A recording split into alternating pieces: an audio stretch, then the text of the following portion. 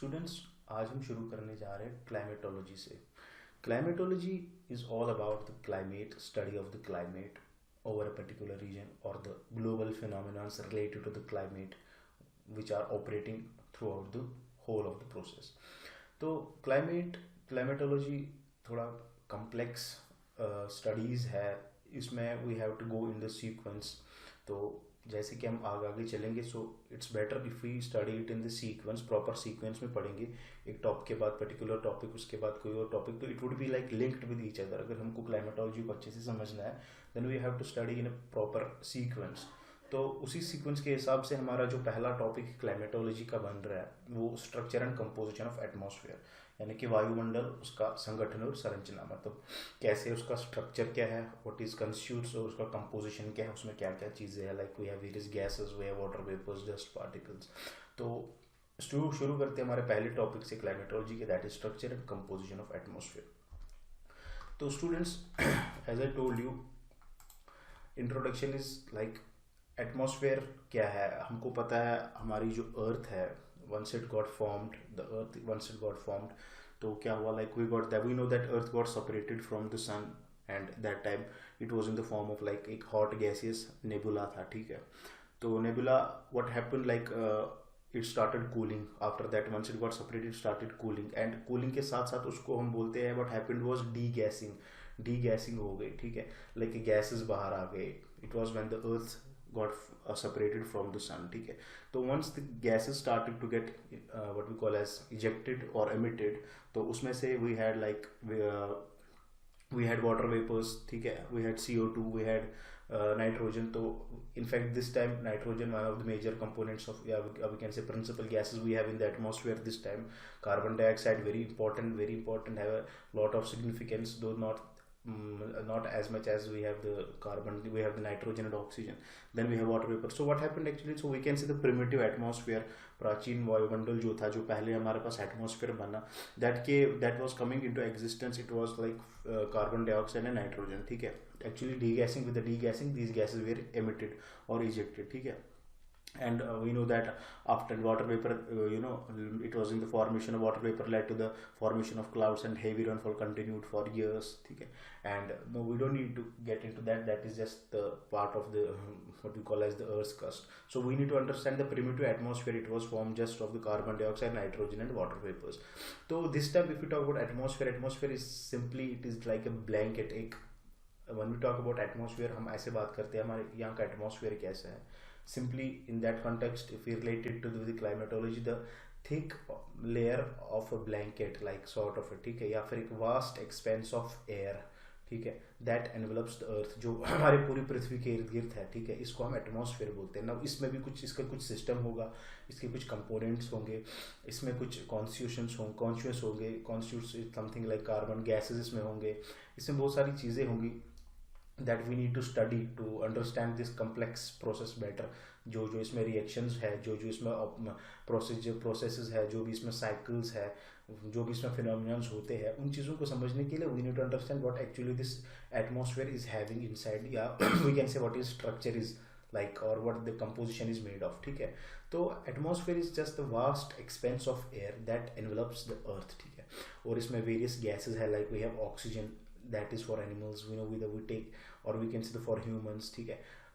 like we take the oxygen, then we have carbon dioxide for the plants, very important. उसके बाद it acts as this blanket acts as a greenhouse, ठीक है, it just traps the heat inside, okay. and what it actually does is it allows the short wave radiation, जो हमारे सूर्य से हमारे short wave radiations आती है या solar radiations आ जाती है, इनको ये आने देती है आराम से, it becomes transparent for them, and then opaque for the long wave outgoing. जब इनको वापस जाना है, it just becomes opaque for some of the gases, doesn't let them leave, so keeps the earth warm, ठीक है, thus acts as a greenhouse and maintains the earth's temperature at 35 degree average temperature what we have.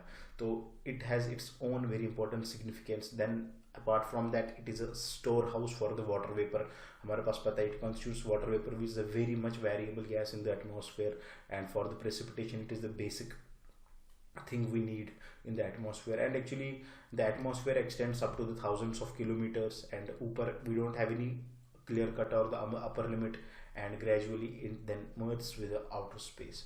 So if we talk about some of the gases like we know we have nitrogen, almost it's a huge constituent, ठीक है, major gas जो है हमारे पास nitrogen, then we have the oxygen, उसके बाद we have carbon dioxide, उसके बाद we have argon, and they have other gases, minute gases, though having their significance least or somehow little bit. So this is the nitrogen is the main major constant, or we can say the major principal gas we have in the atmosphere. तो nitrogen की बात करें, it's almost 78%.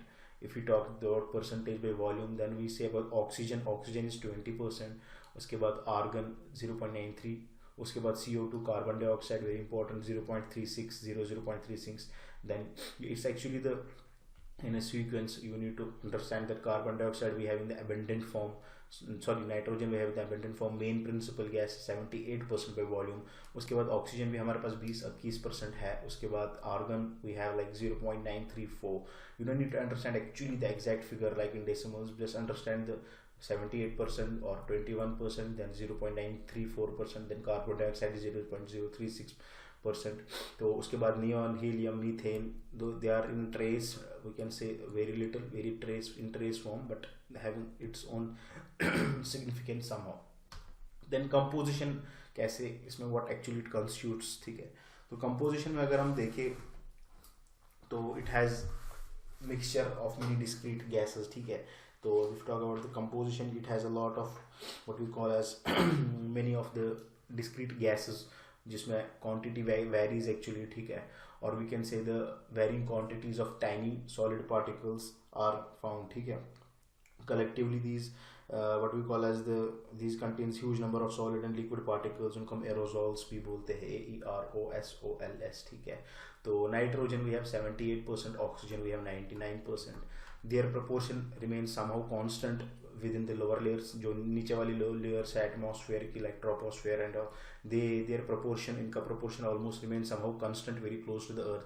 तो remaining जो 1% बचता है like that is argon, carbon dioxide, hydrogen, helium, ठीक है. तो gases के अलावा there is water vapor, variable gas, one of the most variable gases we have in the atmosphere, ठीक है. तो उसके बाद we have what we call as the dust particles having this own significance, ठीक है. dust particles के बाद like important for the scattering. उसके बाद we have smoke, salt and other impurities are also present in air in varying quantities, ठीक है. This is the composition. So apart from gases we have water vapor, dust particles, smoke is there, salt and other impurities. So CO2, dust particles, water vapor and ozone, these are of the greatest importance for the earth's climatic conditions. तो अगर water vapor की बात करें, water vapor is most variable. Water vapour actually बहुत vary करता है, ठीक है. It is the most variable gas in the atmosphere like in warm and wet tropics. अगर वार्म और वेट ट्रॉपिक्स की बात करें, इट में अकाउंट फॉर अप टू 4%, 4% 4% तक हो सकता है एयर बाई वॉल्यूम, ठीक है. अगर ड्राई एंड कोल्ड क्लाइमेट की बात करें, it might be less than 1%, ठीक है. It might be less than 1%, almost 0.2%. It can be in the what we can 0.02%, it can be up to that less limit, it can be in the dry areas, ठीक है. तो if we talk about how is it layered, so we can say it decreases from equator to poles. From equator to poles the content of water vapor decreases in the air, ठीक है. So suppose this is your earth and this is your equator, ठीक है. From equator to the poles the content of water vapor gets decreased, ठीक है. And what actually it does, it absorbs a part of the insulation reaching the earth's surface and also prevents radiated heat. Thus the earth remains thus in heat balance, ना ही ज़्यादा गर्म ना ही ज़्यादा ठंडा होता है. तो it has its own very much significance carbon dioxide की, ठीक, सॉरी वाटर वेपर की. तो you have to understand this water vapor is actually the most variable gas in the atmosphere, but it has its own importance, ठीक है. तो अगर हम देखेंगे lower some proportion, lower atmosphere में इट हैज सम प्रोपोर्शन, ठीक है, but it can vary from like as I told you 4% in the volume in the dry and cold climate, but it may be 4% in the warm and wet tropics, but up to the less than 1% in the what we call as in the dry and cold regions, ठीक है, cold climate में. तो but this variation जो भी इसमें है, it is over space, has its own importance, ठीक है. तो water vapor as I told you, water vapor has a very